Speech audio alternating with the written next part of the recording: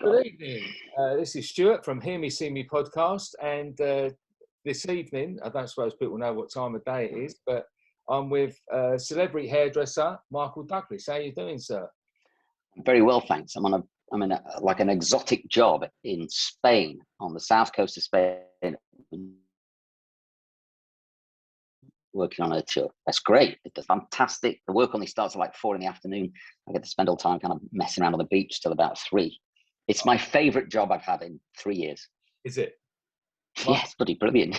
My daughter works for TV in behind the scenes, and she's just had a peach. She's been in Malta, and she had to nice. pay for 4 weeks, but 2 weeks she spent isolating in the hotel. So she had 4-star hotel for 2 weeks, and then the 2 weeks she did actually work was nights, so she had all day in the sun. So she really liked that one. Yeah, it's very, very similar. Yeah, it's great. It's great. We're all very happy, and it's quite quiet out here, I guess, because of the COVID, and we're out of season. We kind of got the hotel to ourselves. You know, it's great. Can we go way back? Because I like to get to the bones about people and find out. Of course. And I think it's always best to go back to the beginning. What sort of where was you brought up? What was your childhood like? I was about 2 years old. I moved to Leyland in Lancashire, and I was raised there. So when people ask me where I'm from, I always say, well, Leyland in Lancashire. But I was actually born in Birmingham, or just outside of Birmingham in Bromsgrove. But yes, I'm a Lancashire lad, really, is how I see myself, really. My parents are Scottish, and both of them speak Scottish. But yes, I'm a northerner. Yeah. My dad was Scottish, so he was. I'm half and half. Yeah, me too. So I'm very happy about it. I'm very connected to Scotland. Like I go back there quite a lot, and it definitely feels like home to me, Scotland. I'd be pretty devastated if there's another referendum on Scotland and they were to leave the connection to Britain. It'd be really sad. I realise there's lots of people. I agree. Like that, but it'd be a heartbreaker for me. Yeah, it's a magical place, and a lot of my early roots are from there. And one of my uncles, he works on a farm breeding cattle. And you just drive over the mountain and just into this sort of glen, and you felt this spiritual connection. Yes, like the hairs on your neck just as you went in. Right? And unfortunately, over there, the laird who owned the laird died, and the young laird took over, and he decided he didn't want cattle anymore. So my uncle lived there for years, and it was the home came with the job, and when the job finished, the home went. So right, years, it's this sort of archaic thing of the lairds, But magical place. It's really lovely. So, what made you first get into hairdressing then, Michael?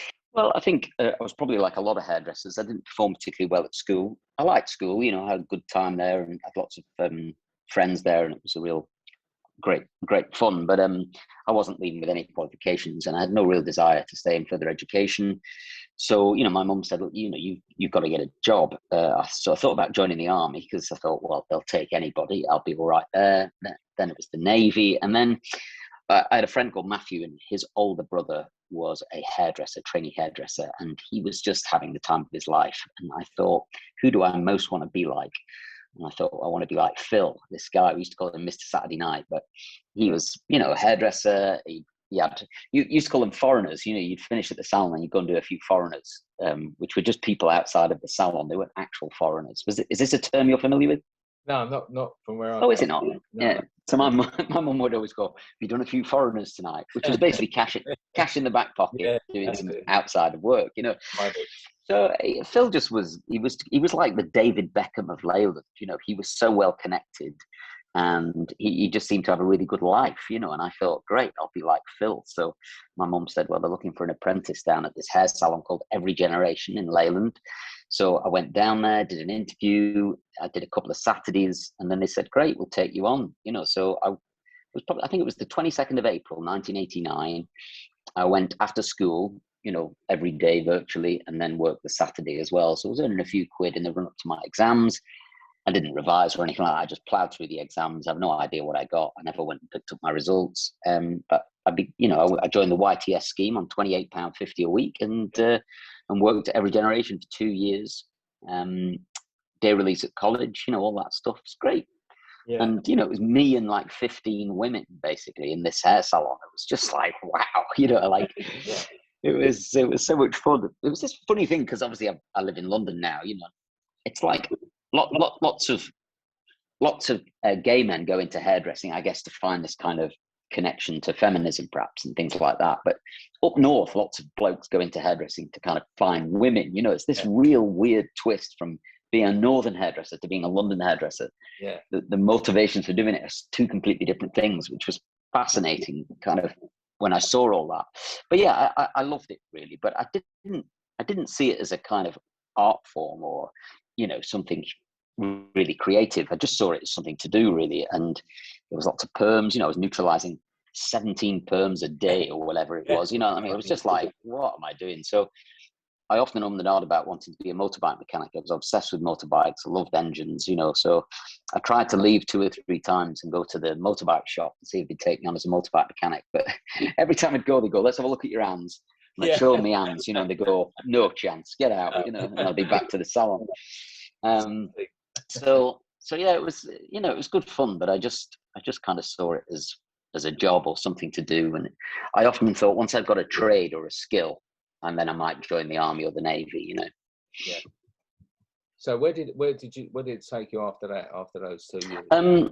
I've realised that I wanted to. I'd been at Every Generation for a couple of years, and I wanted to move to Preston, which was like the big town near Leyland. Leyland was a little village. Yeah, Preston was a bit bigger, and it had these kind of what felt like big, glamorous New York style salons. You know, there was one there called Rafters. So I went to get an interview there, and I got offered a job there at Rafters Hair Studio, where I met a guy called Gary Spencer there. Gary Spencer runs something called the Great British Barber Bash now. I've met him. So you might, yeah, he's quite a big. I mean, when I say he's a big character, I don't mean he's fat. I just mean he's like a very larger than life, funny character. But he was probably, I would have been about 18. He was probably about 23 or 24. And I was just mesmerized by him, really, you know. And he kind of taught me to cut hair differently and to see my job as something other than a job, you know, to take it seriously. And he also set up this little academy that was called System Hair Academy, where we would teach on a Sunday morning. We'd invite local hair salons to come to us, and we would put on a little hair show. And then in the afternoon, we'd do some models and stuff like that. And we'd teach these new techniques. I mean, I was bluffing my way through this, but I was very good at amateur dramatics at school. I'd been in the school play quite a lot and all the rest of it. I was quite good at standing up and talking in front of people. So I really enjoyed that. So me and Gary, he took me under his wing. I worked well in the salon and built a good column. And then on Sundays, I was doing these talks and presentations. And the owner of Rafters Hair Studio, which wasn't Gary, a guy called Adrian Barner, owned the distributorship for Paul Mitchell for the Northwest of England. Wow. And he came to sit in on one of the seminars, and then he said, look, how about you work in the salon 3 days a week, and you come out with Paul Mitchell 3 days a week and do education for my customers, you know, for my salons, teaching people how to use the products and all that stuff. And I looked quite cool. I had a full head of dreadlocks. I used to wear like leather pants and a leather waistcoat. I looked like Mick Hucknall, basically, you know, without being ginger. And you know, and he gave me a company car and all that stuff. Oh, wow. And I was away really, and I really enjoyed, I guess, the presentation side of it, a bit of teaching, and made me feel good about myself. And I realized that being a hairdresser wasn't just working in a salon anymore. It had this kind of world outside of it, and that really, really appealed to me. That. Mm. So then, where did it go from there? I actually got very sick around that time. My lungs started to collapse weirdly. I was on a night out with Gary Spencer, and we drank these Long Island iced teas. We had a couple of them, and then for whatever reason, I just collapsed. Oh. And then, you know, we had to take me to hospital and everything. And it turns out one of my lungs had collapsed, and it would just knocked me for 6 really. I guess I was about 19, and then I was out of action for about 6 weeks, and then I lost a lot of weight. I was very skinny and very sickly really around that time. And then my lungs started collapsing intermittently. The left one would collapse, they'd fix it. The right one would collapse, they'd fix that. And I ended up just literally being in hospital for about 18 months, to the point where actually they did some operations to try and fix the problem. But I ended up dying on the operating table. And then I was in intensive care for a while. And, you know, they gave me an epidural I'm sure you know what an epidural is, but it's a needle that goes into your spine. But they put it in too far. It went into my spinal cord, and they turned on the morphine. All the morphine went into my spinal cord, straight up into my brain, and then shut all my organs down and stopped my heart. Just killed me, basically. It was a bloody nightmare. But anyway, they drain all the morphine off your brain, and I was paralyzed for a while, and then eventually, I came. But I mean, they literally didn't know whether that was going to happen or not. But over a 6-week period, I returned, and but I was jobless, really. I came out of there, and Adrian Barnett had sold rafters to somebody. There was a chap called David Thomas, which you might know, David Thomas, hairdresser. He's up in Preston. And he came to visit me in hospital quite a lot. And he said, look, when you get out of hospital, I want you to come and work for me. He said, you can do all the education for my staff. And he said, I'll look after you. And, I think he basically said, look, whatever debts you incur, he said, I'll take them on. And we'll work out a system about how you can pay them back. Yeah. I mean, he was just such a lovely, lovely person, David. And he saved me, really, Yeah. So eventually I came out of hospital and went to work for him in Preston. And I loved it. And then an advert came up in the Hairdressers Journal to apply for a job as a teacher for Weller at the Weller studio in London. Right. I would have been about 20, 21 at this point. That's young, isn't it? And yeah. For that sort of role, isn't it? Yes. I mean, I think I was the youngest person they'd ever employed to do that role at that time. I think they'd had someone 23 or 24 to do it. But I thought, well, look, I was a really good teacher. I could stand up and talk in front of people. I had some good skills with hair. I knew how to dress long hair. I knew how to colour hair really well, and all that kind of stuff. I thought, I'll give it a shot. So my girlfriend wrote, I was like a lot of hairdressers. I'm not a writer. I'm not a natural writer. So she wrote me this letter of application to Weller. And weirdly, I found it the other day. I found a copy of it the other day, and so well written. I still couldn't write it that well myself, And they contacted me back and they said, we'd love to give you an opportunity to come for an interview at Basingstoke at Weller headquarters. Yeah. I went down there, put on my best suit, and I did a brilliant presentation. Like knockout it was. You could do a 5-minute presentation on anything, and I did it on meditation, this meditation technique that I learned in hospital. It's called the 3 S's: silence, stillness, and solitude. And I've read about it in this book. It's a terrible kind of self-help book called Talk and Grow Rich with Ron Holland or something like that. I was thinking, I'm going to talk and grow rich. That'll work. Anyway, I went down there, but I did this presentation on how you can unlock the subconscious mind, to get it to get you things. And the way you did that was through this meditation technique. Anyway, it was a really good presentation. And they were like, wow, come back for another interview. So I came back for another interview, did some hair and all the rest of it. And in the end, they said, we'd love to offer you the job to come and work at the Weller studio in London. I was like, I'm in, count me in. Yeah. 12.5 grand a year, I think was the salary, with £2,000 London waiting, it was called. So you got an extra 2 grand a year because you worked in London. And that was it. I packed my bags and left. So this would have been September 1994. Wow. And bearing in mind, I was dead in April of that year.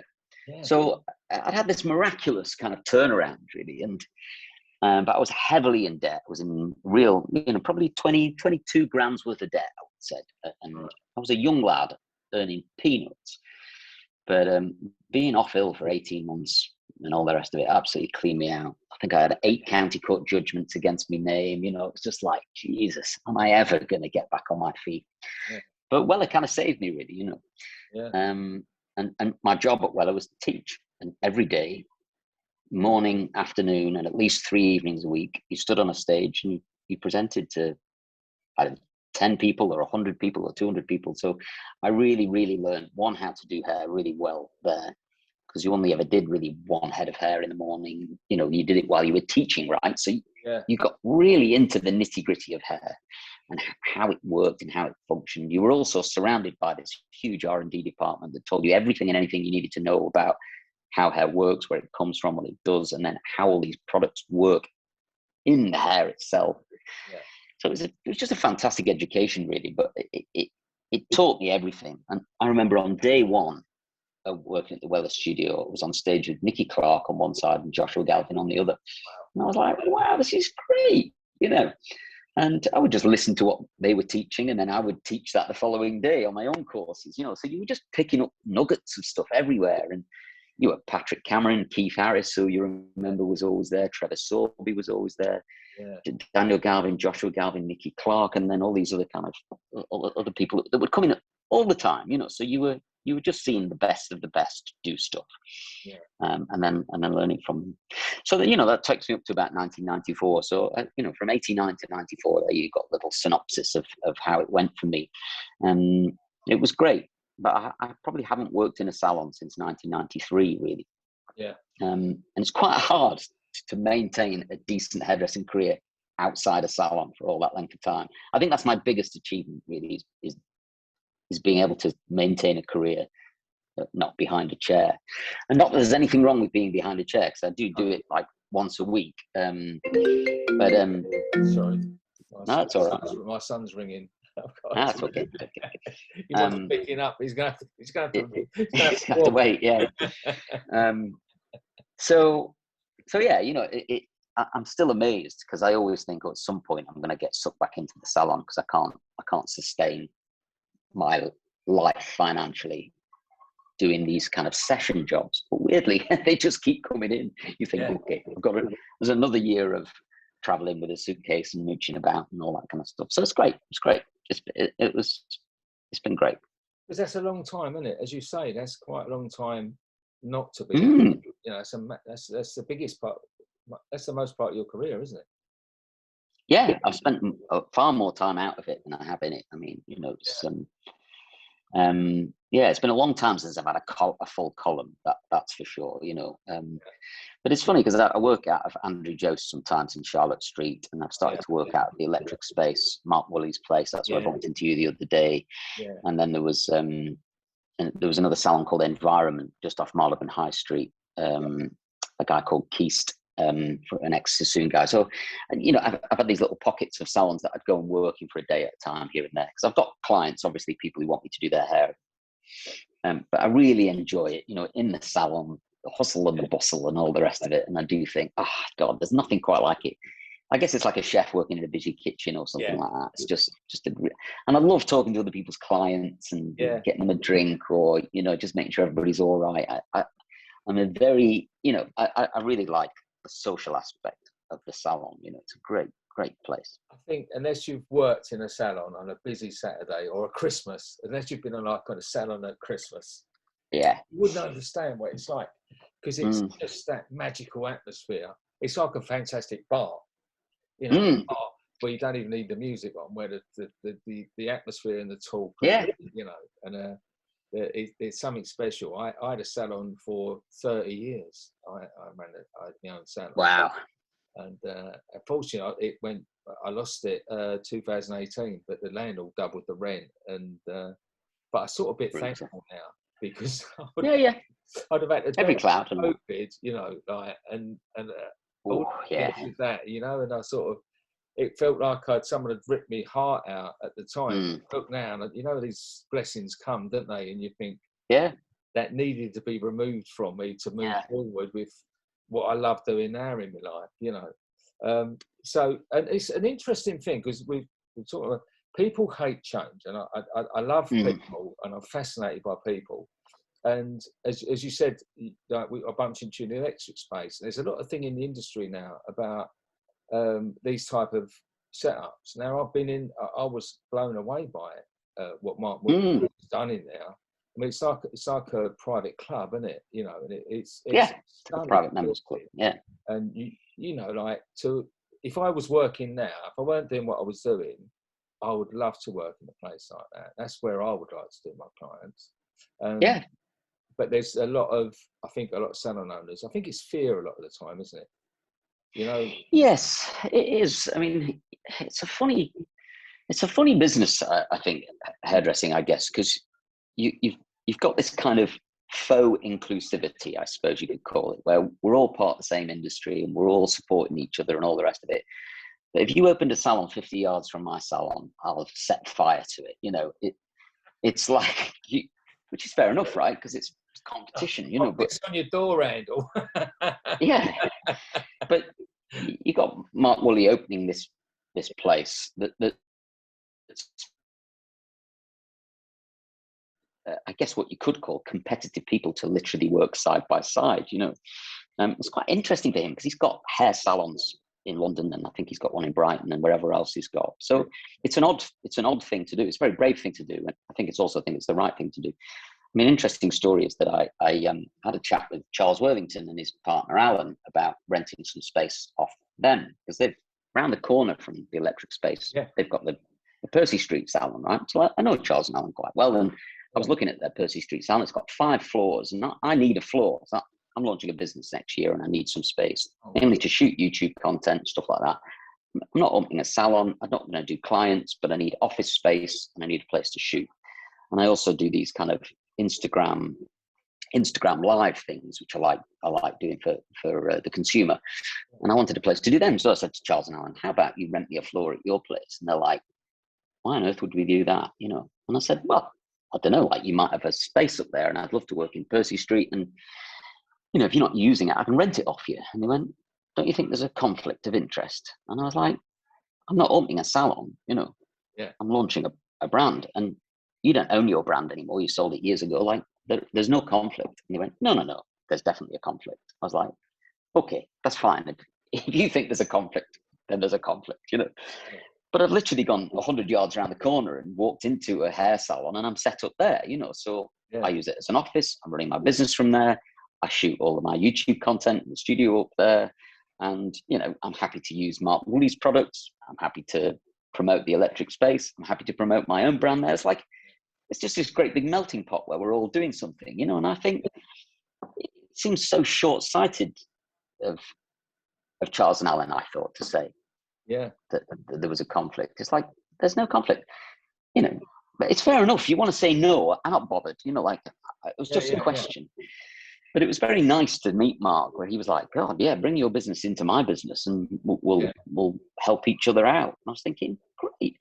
And I love saying to people, look at the electric space, isn't it great? You know, come here, get your hair done, you know. Yeah. I mean, the at a time like this, coming out of a pandemic, to the investment that must have been, I mean, that's no cheap space, is it? I mean, that's been done really, it's pucker, isn't it? You know, like that's a lovely space. You know, it's terrifying. I don't know how it makes any money. It's brilliant. I was sort of looking around thinking, oh my God, this is a major investment. But he's one of those people that, you know, I really admire him because he just goes for it, doesn't he? You know, and he takes that chance, you know, with his product brands and everything. And he delivers because, you know, he's getting the rightful success. But it's that thing that, I mean, I remember when in lockdown, when you done the how-to videos and you was on I think, you know, the morning programs and doing that. Yeah, the One Show and all that stuff. Yeah, and all of that. But the next day, like the venom that went out. Yeah, a lot of abuse. I was quite taken aback. I knew you'd get a bit of stick, but I weren't really thinking you was going to. What was it like to go through? What was it like to go through that? Yeah, it was horrible, really. I mean, having, you know, I guess people trying to destroy your reputation and ruin your credibility, and not just in a small way, you know, in a very, very vindictive way, was really quite brutal. And it's quite worrying. I mean, I felt sick for about a month, I would say. I thought, shit, like it is over. Everything I've worked for and everything I've worked towards is going to be taken at this point. I think just for some context of that situation. So I worked for Weller and Weller Professionals, teaching and learning everything that you could possibly need to know about hair color and products and ingredients and how they work on the hair and all the rest of it, up until about 2000, 2001, something like that. And then I went to work in Weller's consumer products division. I was bored of the hairdressing world, I suppose, in many ways. I'd been to every Salon International, every alternative hair show you could think of. I'd put on more hair shows. I'd toured the country 7 times, I'd say, with Vidal Sassoons, Patrick Cameron, Weller, the lot, you know, like I'd presented to every Tom, Dick and Harry, every technique you could think of. And I'd seen everybody do a bloody over-directed graduated bob 1 billion times. Like, I was done with it all. I was like, where else do I go? Consumer products I loved. I wanted to work in advertising. I loved the idea of creating those amazing hairstyles that you see in TV commercials. Even if it is for a consumer product, I don't care. I wanted to learn how to make hair look like melting glass. You know, like you see it. It doesn't even look like hair. How have they done that? I wanted to learn how to use green screen and green rods and start to manipulate hair in slow motion and all that stuff. That's what I wanted to do. So I thought, working consumer products, they make TV commercials, that's what I'll do. So Weller offered me a job there, and I took it. They owned brands like Shockwaves, Silvercrin. They had a big color brand called Weller Viva. They had a shampoo brand called Viva On Off. They had a big range called Liquid Hair, which sponsored Friends. I don't remember at the time. It was massive. You know, it was a multi-million-dollar business. And I became the technical manager, which is a slightly crap name, but I guess it was their creative director, you know. So I got to learn all about the world of consumer products, and I loved it. It was brilliant. It was big business. And you were making decisions and shooting images that were going to sell £10 million worth of shampoo, you know. So it was brilliant, you know. So I loved all that. And then around that time, I ended up getting on TV. I really wanted to be on TV, but we can talk about that later. But it really helped. You know, I've done all this presenting and talking and everything. I knew I could present to a camera. A friend of mine was a TV producer. He said, let's get you on TV. I had this small TV show on the Discovery Channel called The Hairman, but lots of people watched it. It was translated into lots of different languages all over the world. And Procter & Gamble bought Weller around that time, and they'd seen my TV show. Right. And they said, we would love to offer you a contract. We don't understand Weller as a business, and we bought it, but you've worked in professional and you've worked in consumer. Come and help us. We'll buy 50 days a year of your time at X amount a day. Money was outrageously good. I was like, great. So I straddled both businesses for a while, but then I started to work mainly in consumer products. And they owned Clairol, Nice and Easy. They owned Head and Shoulders, Pantene, Aussie, Vidal Sassoon, and now they own Shockwaves and Silvercrin and various other Weller brands, Nicky Clark, for instance, you know. So I just started to work on all these consumer brands, and then I started to work with R&D, and then I started to learn an enormous amount about home hair colorants. I mean, I know more about home hair colorants than you know, you'd care to mention. But and we're going back to 2001, 2002. So I've been in consumer products for 20 years at this point when I went on the One Show and said what I said. So what I knew about consumer products was that it is serious major business for these people, for Procter & Gamble or L'Oreal or Schwarzkopf or whatever. It's $1 billion business around the world. And they don't just put any old shit in a bottle and put it on a shelf and expect it to work. You know, like they spend an enormous amount of time and effort and money trying to make formulations that are the best they can be, largely because they've got competition, right? Yeah. If Schwarzkopf put a load of crap in a bottle, then L'Oreal are going to clean up, right? Yeah. They've got to compete. So everybody's trying to make the best thing they can make. They're not trying to put metallic salts in there to make your hair fry and frizz, you know, all that rubbish that I have to listen to, you know, like they're really good, solid ingredients. And the other thing I would say is that a lot of these consumer products are formulated first, primary, as the number one, let's say, priority for these companies is to get that formulation right.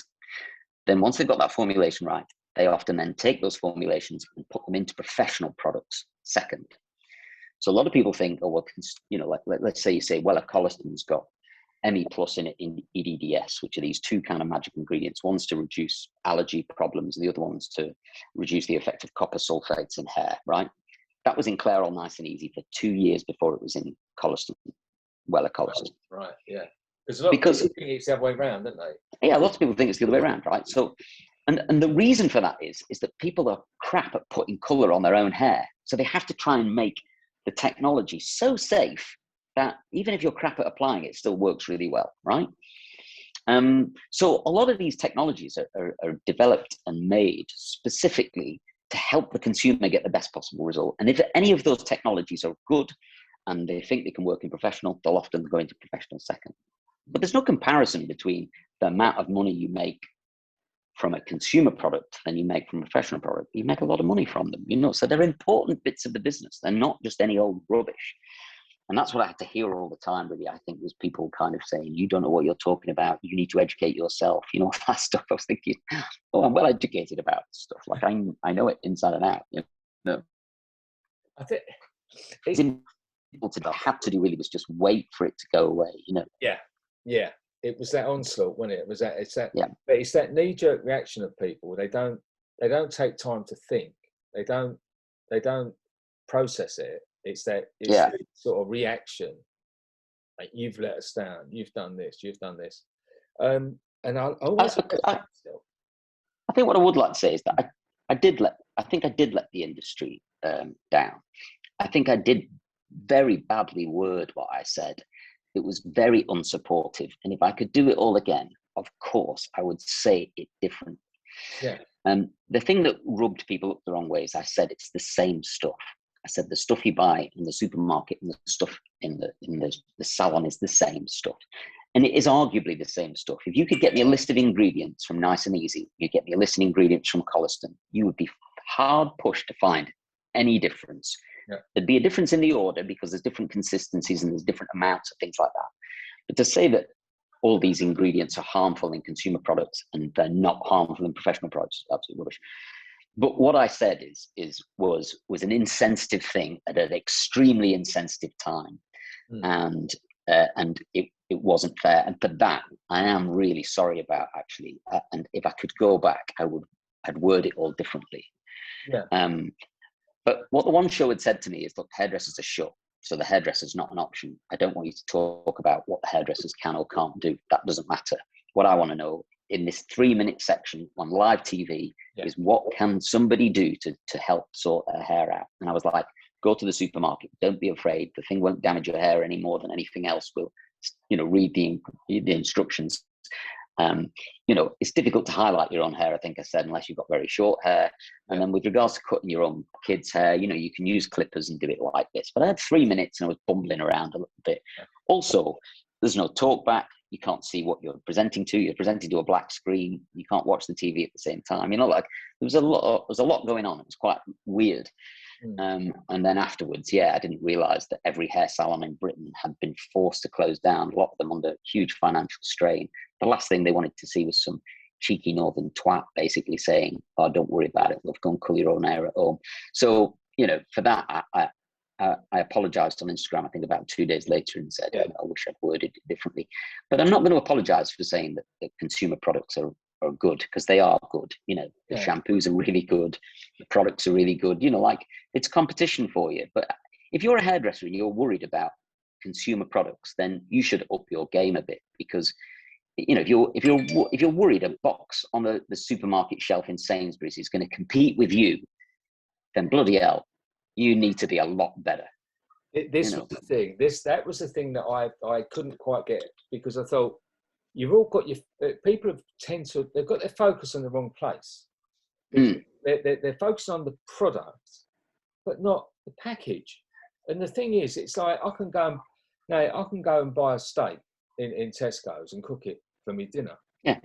But it ain't the same as if I go to a really good steak restaurant and they cook it. I don't know how they bloody do it, but it always tastes amazing.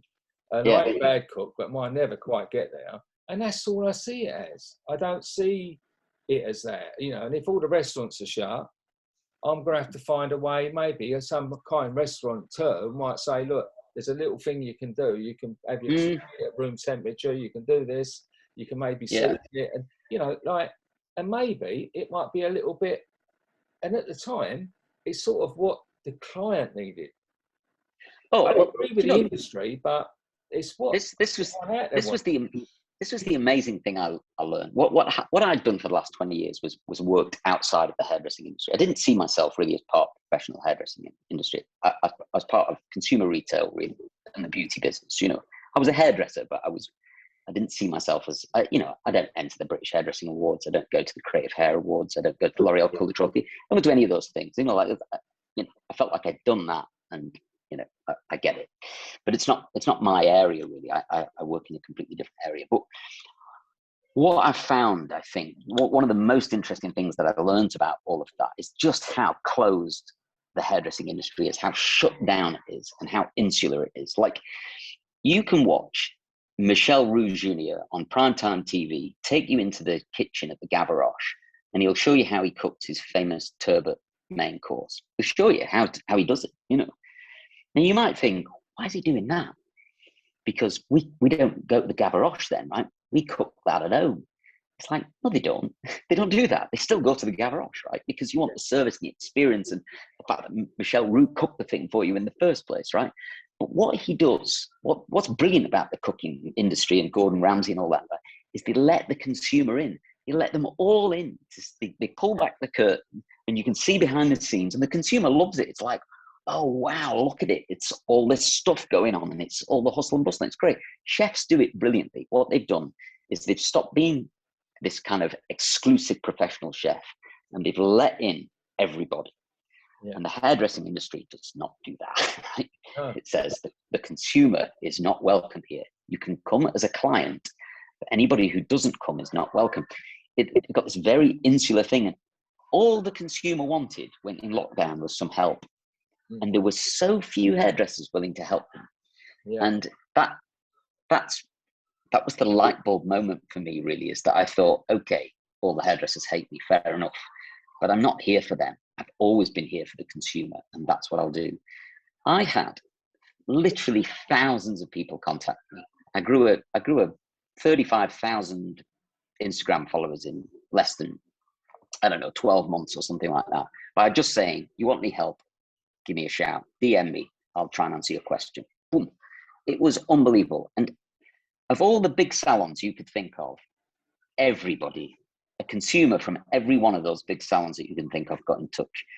I mean, I don't want to name them because it's not very fair, but from any big salon you can think of, I had at least one customer from there say, I've tried really hard to get in touch with anyone in the salon. No one's called me back. I just want to know what to do with my roots. Can you help me?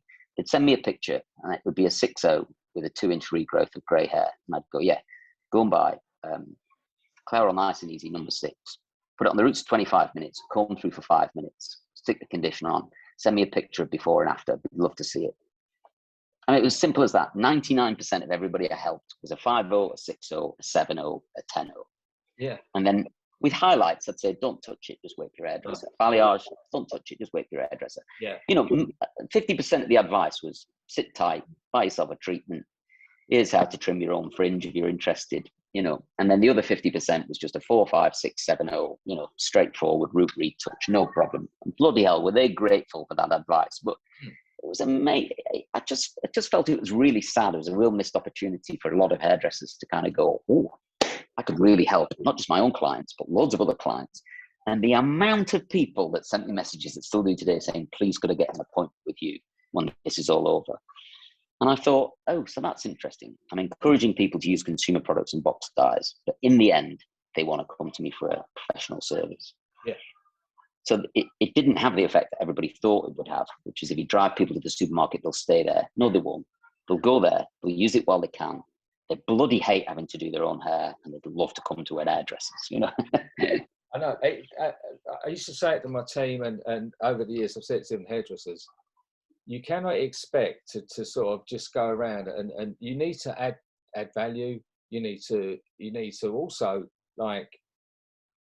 add creativity to it, because as you say, if you they come to a salon, pay a lot more money and end up just having a base 6 on their roots, you've got to make sure you introduce some other little bits and say, look, we can have a few packets, we can do this, this and this.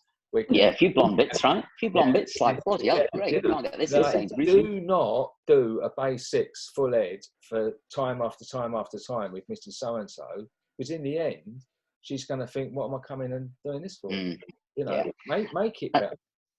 I think there's the other thing is that, I formulated a response to a lot of the abuse that was coming to me, and one of the things I formulated was that, you're complaining about these products in the supermarket compared to professional products, but it just doesn't matter. All the value is in you, the hairdresser. It's not in the tube. It's not in the peroxide. It's not in the box. It's all in you. So the reason they come to you is not because you're using Coliston or Majorelle or whatever. They don't even know what you're using. You could be mixing up Nice and Easy in the dispensary. They don't know. They don't care. They're here for you. All the value is in you, the hairdresser. And that's the thing that had been completely overlooked as well. Not by everybody. I did get quite a lot of support from a lot of hairdressers that went, you know, you didn't say anything wrong. You just said it at a bad time. Don't worry about it. Yeah, I totally agree, you know. So, of it wasn't everybody, but the people it was, they were angry. They still are. Still get abusive messages now. When I'm on this morning, there's this one girl who messages me. Oh, the abuse is outrageous. I mean, I keep thinking I should block her really, but it's almost hilarious watching it come through. You know, I can't believe it. Do you think? Yeah. How are they going to go? And then I look on her Instagram page, and she's there cuddling her nan, saying, "Oh, my lovely nan." I think, God, if only your nan knew just how brutally you were. You know, what potty mouth you've got. You wouldn't end like that, would you? It's very funny. It's very funny. Yeah. But yeah, it was a brutal time for me. But a very, very valuable lesson I learned from it. And I should have read the room a lot more accurately that day. Yeah. And there's definitely some regrets around it. But wow, what I learned and what I came out of the other side with, there's no other way to gather what I learned other than to go through that kind of hellish time. So I'm glad it happened, but you know, I wish I'd said it differently. You know, you can't undo this stuff. I mean, I know. I mean, we said before we went on air that I'm sort of 15 years sober, and I've done some terrible things, and what I've had to learn to forgive is forgive myself, because I cannot undo stuff. You know. All I can then do is try and be the best version of myself I can from day to day. And you know, and you've been man enough. You just said you didn't just say, well, I did do nothing wrong. You've said that. You just said that you wish you could, but you can't. You know. And what you did do, you balanced it by saying that how important hairdressers are. Yes, and I think what I've gone on to do as well since then is help the consumer, but very much support the hairdresser. You know, like I've done several college talks where I've gone on Zooms and talked them all about their career in hairdressing and all the different things they can do. I thought it'd be very difficult to change the hairdressing industry as it stands now. But I think if I can go to colleges and do a little bit of trying to breed a kind of new vision for hairdressing, and to not look at it quite so exclusively in too much of an elitist way, and to kind of spread the word of love. I think one of the things it would do is open up a greater pool of people who want to come in the industry. Lots of people want to be chefs because they see Jamie Oliver and Gordon Ramsay and Michel Roux Jr. and all the other guys on TV and think, oh, it looks great. You know, that's what hairdressing needs to do. It needs to open itself up and let people in. You know, there's lots of parents out there that perhaps wouldn't want their kids to become a hairdresser, you know, and you think you could alter that, no bother, by opening a whole place up to the consumer in a much bigger way. That's what I'd like to do really, is I think bridge the gap between the consumer and the client and say, let's not forget they are the same person. Yeah. Is that, you know, to do with your business that you know, is that the sort of direction you're going in then for next year? Yeah, I mean, I'm launching a brand next year, which I was always going to do, because one of the reasons I've worked in consumer products for all these years is I wanted to launch a consumer brand. So it's not come out of this lockdown fiasco. It's something I've been trying to do for a long time, but I've never had a good enough idea really. You know, I've thought, Michael Douglas, the TV celebrity hairdresser, shampoo and conditioner. It's like, yeah, what the fuck's that? Like, there's millions of TV celebrity hairdresser shampoos and conditioners. It's soap in a bottle, mate. Like, what are you offering the consumer? What is it Michael Douglas stands for? You know, that's the thing I would get. I'd go and see Boots. I say, I'm going to launch my own range. And they go, right, what problem are you solving for women? And I go, I'm going to make their hair more voluminous and shiny than ever before. And they go, yeah, Charles Worthington's already done that. John Frieda's already done that. Lee Stafford's already done that. Yeah. What problem are you solving for women that's not currently being solved for women? I'm like, yeah, I don't know. I'll go away and have a think about that. And I'd go away and think, what problem am I solving for women? Like, fuck, you know. So, you know, over almost a 10-year period of searching for what is it? Like John Frieda's frizzies, right? Like, he solved the problem of frizz for women, you know.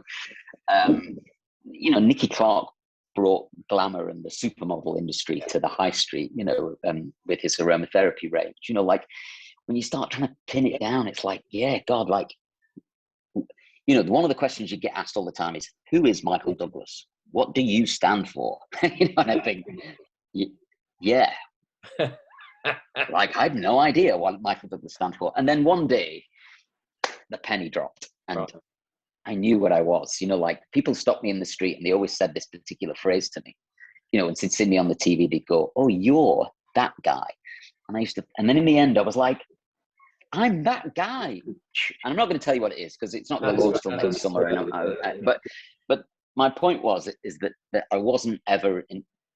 I could have launched any old stuff, I guess, over the last 10 years, but I'm only going to do this once. It's got to be bloody right. It's got to be really good. And it has to center around a single core idea. And I never had that till about 18 months ago. And then bang, you know, the penny dropped. And then I thought, great. And I guess one of the things I've done since lockdown is grow an audience on Instagram with the idea, I guess, in the end, of saying, okay, you've come to me for all this advice and all this help and all this education. I've taught you to blow dry your hair and use products in a different way and shampoo your hair this way and all the rest of it. And now here's a range of products that I think will really help you, you know. And it might be a bit cynical. You might think, oh, he's just growing an audience to sell people products. But, you know, it's a marketing strategy, I guess, around trying to provide people with a solution to a problem that keeps me in work, you know, like, you know, which is the cornerstone of any business ultimately. You know, I didn't want to sell people a dream that wasn't real. I wanted to sell them something that I thought, I think this will help people, and I think it's really good. Yeah, and some of it's shampoo and conditioner, some of it's not. You know. Can't wait. Yeah, good. So it looks like next June. You know, we've got really good investors. Charlotte Tilbury's one of our lead investors. Charlotte Tilbury's obviously the queen of beauty and launched a business in 2012 and sold it for $1 billion recently. I mean, she knows what she's doing. She kind of looked over our idea and thought it was great. You know, Christoph Henkel, the guy who owns Henkel, that owns Schwarzkopf, he's an investor. Yeah, like we've got amazingly brilliant investors behind us, and so I'm really delighted. And I'm hoping it's an outstanding success for you because we need another sponsor. So. Well, let me tell you, consider it done. Once we've launched, we'll be sponsored. What's interesting about haircuts for homeless, we talk about that, is that when I started making TV shows, I then set up my own production company, and I produced most of the TV that I made. So I did a bit of directing, producing, and writing, and we pitched all sorts of different ideas. I've made a lot of history documentaries and things like that. But one thing we did do is I think it was called Front Magazine, which was a lads mag in the 90s. The editor rang me up and he says, I want to make over a couple of homeless guys. What do you think? You know, and I was like, yeah, but can I film it? And he said, yeah, sure. So I rang up my producer and I said, let's go and film this, right? So he gets these two homeless guys and come off the street, and wow, you know, they looked really chaotic and shambolic, and they'd been homeless for a good year or two. And they did look in really bad shape. But the magazine wanted to do this article that we made them over, got them clothes, got them a suit and all the rest of it, took them for a job interview, you know. So we filmed the whole thing, and I cut their hair and shaved them and all the rest of it. It was really quite a traumatic thing to do. One, because they didn't want to be groomed too much, because one of the things they said is they couldn't beg for money if they looked too good. And what were they going to do if they didn't get a job? You know, they were slightly hedging their bets all the time. So I said, look, how much is a hostel for the next 3 weeks or something like that? He said like 165 quid. So I gave them 165 quid, and I said, look, just take that money. Let us make you look the best we can look. And if it doesn't work out for you, then at least you've got lodgings, and then you can go back and do whatever it is you want to do, you know. So we shot this thing, and then we had some names for it. It was like a funny little teaser we made, a teaser thing, called it Transformation. It's terrible. God, terrible. I think you've got to remember. Right. I know. You've got to remember, it was like 1990. Yeah. No, it was probably about 2001. The world was a very different place. You know, like Oasis was still the biggest band in the world. Like, yeah. You were allowed to say offensive things to people, you know, and it was fine. So we had and then the other one was Beggars Can Be Choosers was the other title for it. I It's don't mind terrible. Anyway, we shot this little. We shot this little taster for it, and then we sent it to all the TV channels and all the rest of it. Some of them loved it. You know, BBC Three nearly commissioned it as a full series. The idea, what we'd do is we had some different ideas. So you'd take somebody who wants to be a chef, homeless guy wants to be a chef. You know, you make him over. You do chef training, you put him, you know, and get him to. I know, I can see his glazed over like what. And then the other one we had where we'd find 5 homeless musicians, all the different things, and then we make them all over and turn them into a band, and then get them a gig essentially, you know, and see what would happen, you know. And this, I mean, in the end, I remember telling this lawyer friend of mine about it, and he said, "You just can't do it. It's exploitative beyond belief, and it's disgusting." That's like, is it? I think it's a great idea, you know. In the end, we had to let it go, but obviously for obvious reasons. And then the One Show turned up in about 2005 and said, "We're looking for small independent production companies to make short form programs for the One Show. Have you got any ideas?" And I said, "Well, I used to make this TV program called The Hairman many years ago on the Discovery Channel, but but we've got this little taster tape of this transformation thing." Anyway, we showed it to them, and they loved it, the One Show. And the One Show said, "Okay, I don't think we can make over homeless people, but off the strength of that, we would like to commission the street barber, and we'd like to send you out all over Britain cutting people's hair in the street." And literally the whole One thing, the One Show thing started off the back of the taster tape we made of cutting 2 homeless people's hair. Yeah. So it's quite funny because you got in touch with me a couple of times, said, "Any chance we can get this homeless thing on the One Show?" Yeah. And I kept going back to talk to them about it. And I think they were a bit worried that it was a bit exploitative and not very friendly and all that kind of stuff, because they said, "Look, you've already pitched us this. We don't want to do it. We just want to do this." So, but it's really funny how when you started doing haircuts for homeless, I was like, God, my TV career started really doing the haircuts for homeless. It's quite funny to see how it's gone for you. Yeah, I mean, mine came about really by accident, because it just literally, because of like being in sobriety, and I used to go down on a Monday, I'd go down a local Sally Army, and I'd go and do buddying, you know, and I'd talk about alcoholism and all that stuff. And then I just saw Mark Bustos in America. This was 2014. He was out on the street doing those makeovers. And then that's right. Yeah. And I just thought, next week I'll take my scissors and I'll do a few haircuts. And it all grew from that. And there we was a couple of weeks ago in electric, and we didn't have many customers because it's not the ideal thing. It's a bit of a setup and it doesn't really work. So I went off the streets and I was like getting guys in, and there was 2 guys that were plotted up in Oxford Street, and I got them in. There's a great couple of guys, and they looked brilliant when they were done, you know. But you know, but there was another girl that came, and as soon as she saw everyone, she just couldn't cope with it, and she left straight away. Yeah. So I think the thing it's hard to coordinate anything like that, or just make it up, you know.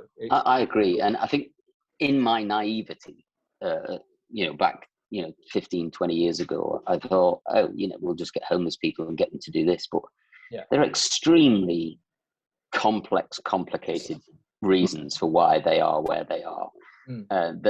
That is way beyond my kind of intellect, really, to try and unpick why people end up the way they do.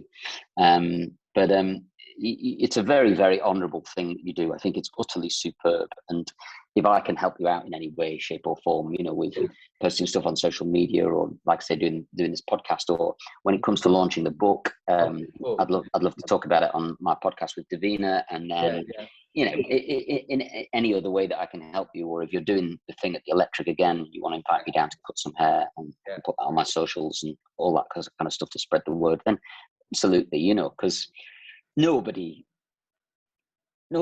wants to live a completely kind of screwed up existence riddled with addiction and all the rest of it. But as you get older, you realize that you're not in control of your life in the way that you think you are. And there's a random element to life that is sometimes just not on your side. And I would say I'm extremely fortunate to be who I am. I feel genuinely fortunate to be who I am.